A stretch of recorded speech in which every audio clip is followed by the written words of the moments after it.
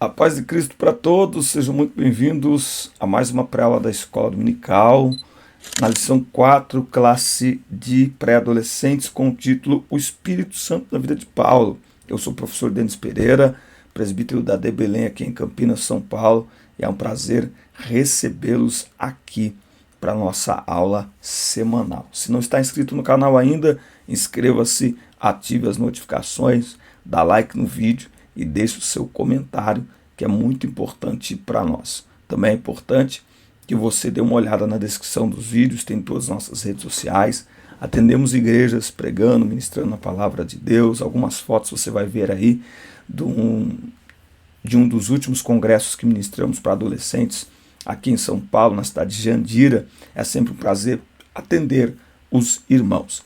Também na descrição dos vídeos tem o nosso curso, nosso treinamento, Transforme Suas Aulas, um treinamento inédito. Você adquiriu, você foi treinado para EBD, mas você ama dar aula, você ama seus alunos, você quer melhorar, você quer ter mais confiança na sala de aula, então adquira esse treinamento, Transforme Suas Aulas é o nome do treinamento, com aulas práticas e com fundamentos para você aplicar aí na sua classe e ver a mão de Deus te fazer prosperar na sala de aula.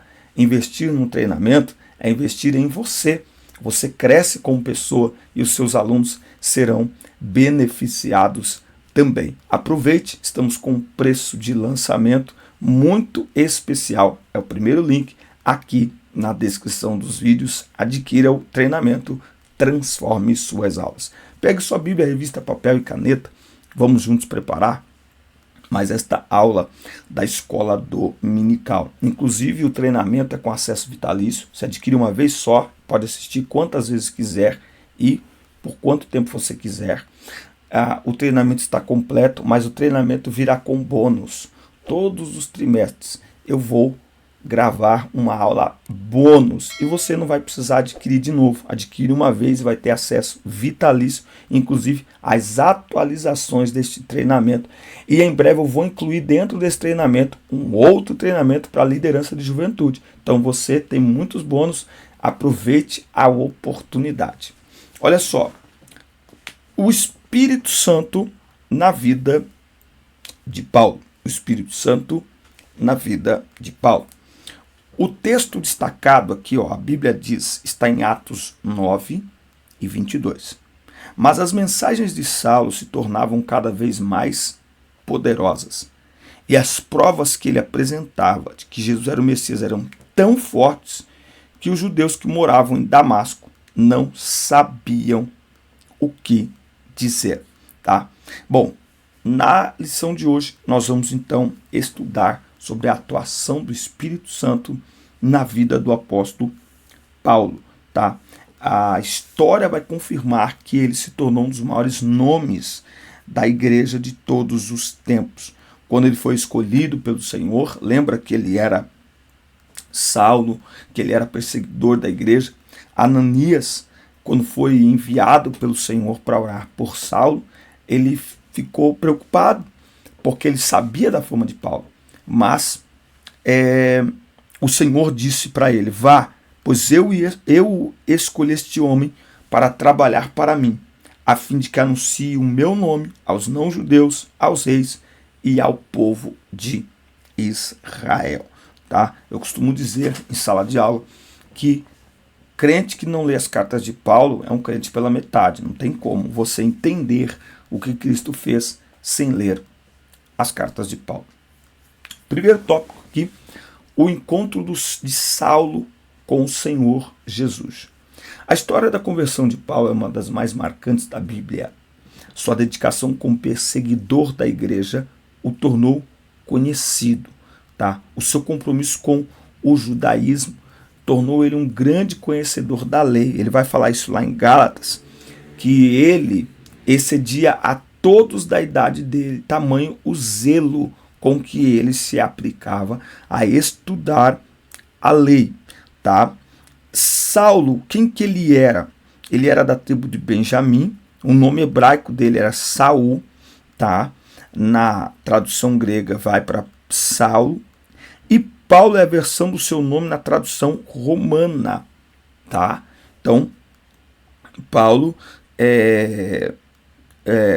Jesus não mudou o nome de Saulo para Paulo, tem até o hino da harpa, mas transformado foi em um Paulo. Não, tá? Jesus não mudou o nome dele de Saulo para Paulo, tá? Lucas, a partir do capítulo 13, ele começa então a se referir a Saulo como Paulo, que é o nome romano de Saulo, ok? Bom, é como tipo Antônio, não é? Paul, Paulo, Mary, Maria, e por aí vai. Matthew, Mateus, e por aí vai. John, João, vai ficar aqui a noite toda. Bom, Paulo era um perseguidor cruel, perseguia cristãos porque acreditava piamente que eles faziam parte de uma seita. Inclusive, ele consentiu na prisão e apedrejamento de Estevão. Tá? Deixa eu olhar aqui. Ó, nesse texto aqui, ó, de Atos 9, vamos ler, tem uma expressão aqui que vale a pena a gente apresentar ela. Ó, capítulo 9 de Atos dos Apóstolos, olha só, versículo 5, tá? Quando ele cai por terra, tá? A Bíblia não diz que Paulo caiu do cavalo, tá? Não há nenhuma referência aqui que eles estavam de cavalo. Não tem, tá? Tá. Ele caiu em terra, tá bom? E aí no versículo 5, ele ouviu uma voz no capítulo 4 que dizia: Saulo, Saulo, por que tu me persegues? Aí no versículo 5 ele pergunta: quem és tu, Senhor? E aí ele escuta esta expressão: eu sou Jesus a quem tu persegues. Duro é para ti chutar contra os aguilhões, tá? Aguilhão é um instrumento usado para domar touro bravo. Anotou? Aguilhão é uma ferramenta, é um instrumento usado para domar touro bravo, certo? E o domador, ele é especializado nisso, ele só faz isso. Significa que por mais feroz que seja o touro, uma hora ele será domado. Jesus está dizendo isso para Paulo. É inútil você debater, recalcitrar contra os aguilhões. É inútil. Por quê? Porque eu vou te domar. Eu vou te dominar. Esta expressão de Jesus, ela é de tamanha intensidade pela intensidade com que Paulo perseguia a igreja. Olha só. Tenho ouvido. Olha isso aqui, ó. Olha a intensidade. O versículo 9:1. E Saulo, respirando ainda ameaças e mortes contra os discípulos do Senhor. Paulo era implacável. Paulo era cruel. Ele é cruel. Ele não atirou pedras em Estevão, mas consentiu no seu apedrejamento. Olha aqui o versículo 13, Ananias falando com o Senhor. Senhor, eu tenho ouvido de muitos acerca deste homem, quantos males ele tem feito aos teus santos em Jerusalém. E aqui ele tem autoridade dos principais dos sacerdotes para prender a todos que invocam o teu nome. Tá? Saulo, ele tinha tamanha fama negativa que mesmo depois que ele aceita Jesus, olha só o que diz o versículo 21, todos que o ouviam estavam atônitos e diziam, não é este o que em Jerusalém destruía os que invocavam este nome e com este tento veio aqui para os levar presos aos principais dos sacerdotes? Então Paulo não era, como diz a nossa expressão, né? Paulo não era flor que se cheira, não. Paulo era cruel, o homem era bravo mesmo. Mas aí, e ele pensava que tudo isso ele estava servindo a Deus, tá? Perseguindo os cristãos.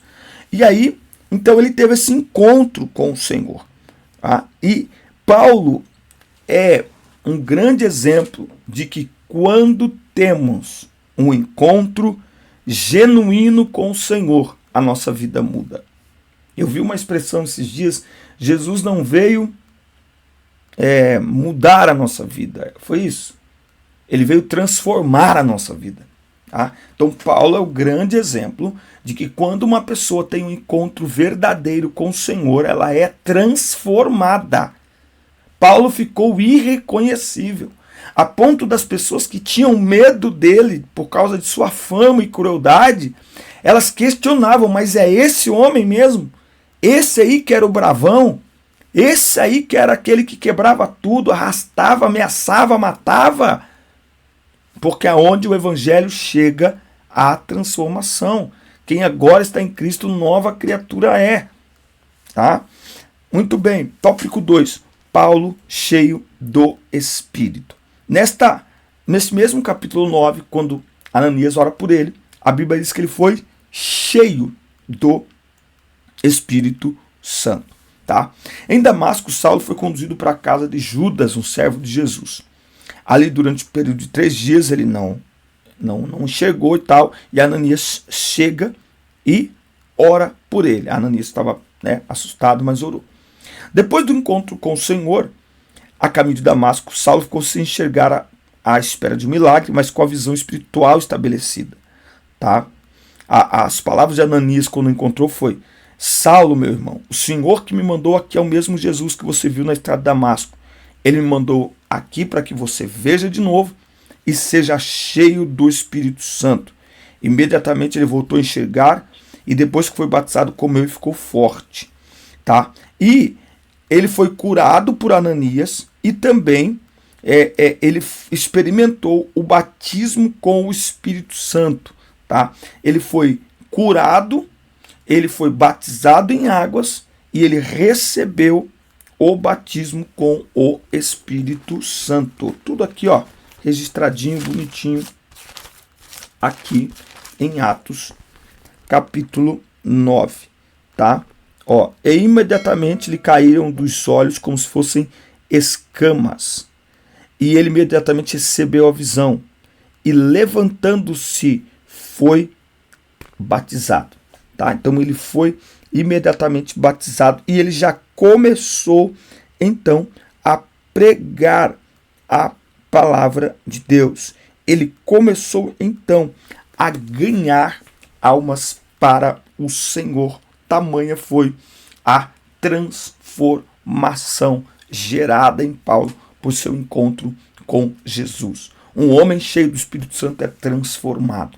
Uma pessoa cheia do Espírito Santo, ela é mudada. Ela tem comportamentos diferentes. Tá? Eu até brinco que eu enxergo as coisas de forma diferente, né?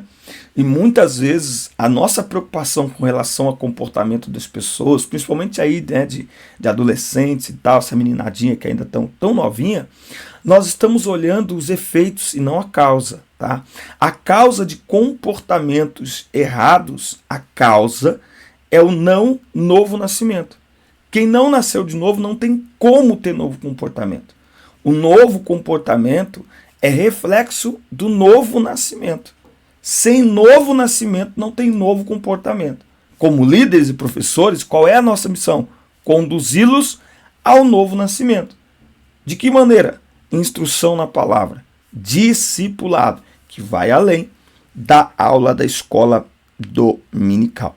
Paulo também exerceu no seu ministério muitos dons. Nós vamos ver aqui deles alguns.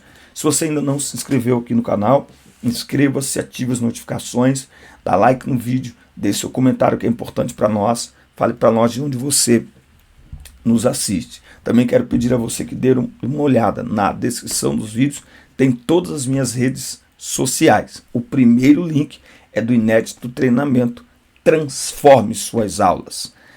Suas aulas nunca mais serão as mesmas. Transforme suas aulas, um treinamento inédito para você que ama a palavra de Deus e que ama os seus alunos. Investir em conhecimento é investir no reino, é investir nos alunos e é investir em si mesmo. Aproveite o treinamento, uma ótima promoção de lançamento, vai abençoar a sua vida, vai abençoar a minha vida, você terá acesso vitalício quantas vezes você quiser e durante o tempo que você quiser a esse treinamento, inclusive aos bônus e atualizações, sem precisar pagar nada mais por isso. Apenas um pagamento e com valor promocional de lançamento.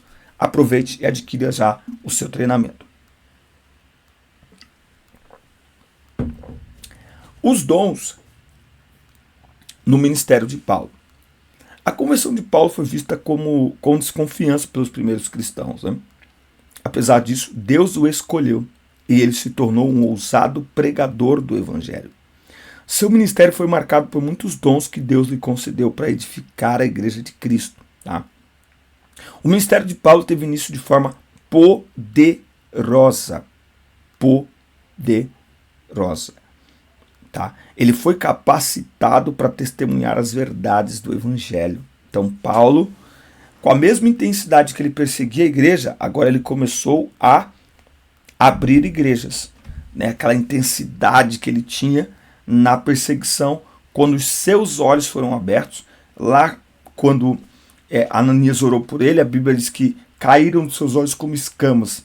Ali aquilo ali representava não só uma questão física, mas espiritual também.